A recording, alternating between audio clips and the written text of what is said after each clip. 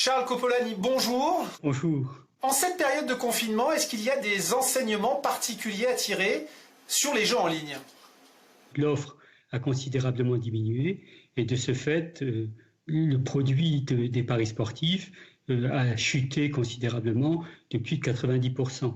En revanche, le confinement est bien sûr propice au développement de jeux que l'on peut exercer chez soi et de ce fait, le poker bénéficie particulièrement de ce confinement puisque nous enregistrons un nombre de joueurs et une dépense qui augmente de plus de 28% sur l'ensemble du territoire national. Et en Corse, c'est encore plus. Encore plus puisqu'on est à plus 30%.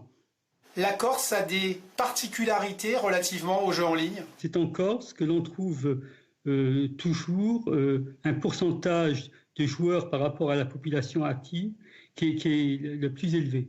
Et quel que soit le jeu, c'est-à-dire il y a 3 jeux en ligne qui sont ouverts, les paris sportifs, les paris hippiques et le poker. Et dans ces 3 jeux, la Corse se situe toujours dans le peloton de tête, je dirais.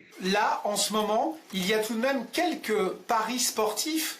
On pense au championnat biélorusse, les joueurs corses et les autres jouent à ces championnats-là. Tout à fait. En période normale, une compétition en Biélorussie génère entre 10 000 et 40 000 euros de mise selon le niveau de la compétition.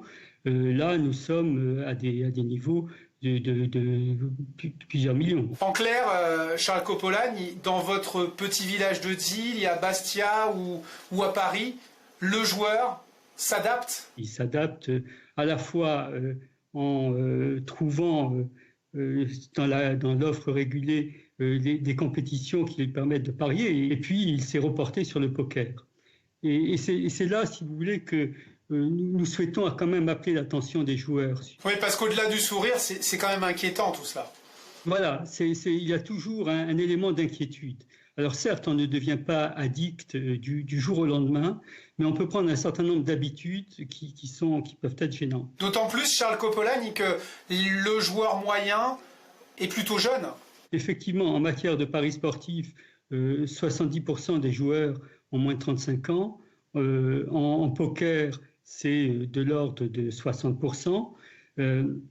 Avec en paris sportif, une proportion de joueurs entre 18 et 24 ans qui est de l'ordre de 30%. En définitive, Charles Copolani, vous, autorité de régulation des jeux en ligne, vous êtes à même de dispenser des conseils, y compris en cette période de confinement ? Il faut alterner les loisirs, il faut se fixer aussi un budget et s'y tenir.